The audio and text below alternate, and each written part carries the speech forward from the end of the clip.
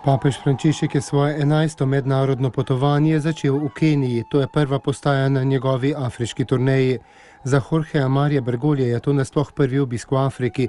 Po nedavnih terorističnih napadih v Parizu in Maliju pa je to potovanje po mnenju mnogih najnevarnejše v času Frančiškovega papeževanja. Sam se je na račun teh strahov na letalo pošalil, rekoč, da ga bolj skrbi zaradi komarjev.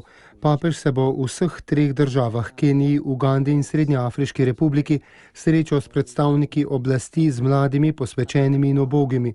Obisk Kenije bo zaznamovalo srečanje na sedežu Združenih narodov. V Ugandi se bodo posebej spomnili tamkajšnjih mučencev. V Srednjeafriški republiki, ki jo pretresa hudo nasilje, pa se bo papež med drugim srečal z muslimani in obiskal begunski center.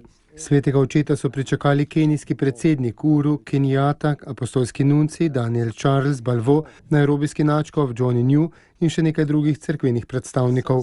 V prvem nagovoru je dejal, da je Kenija mlad in močan narod, skupnost z bogato raznolikostjo, ki igra pomembno vlogo v regiji. Zahvalil se je za topel sprejem ob njegovem prvem obisku Afrike. Dejal je, da je njihova izkušnja oblikovanja demokracije na različne načine skupna mnogim drugim afriškim narodom. Tudi ti si, tako kot Kenija, prizadevajo graditi na trdnih temeljih vzajemnega spoštovanja, dialoga in sodelovanja multietnično družbo, ki bo zares ubrana, pravična in vključujoča.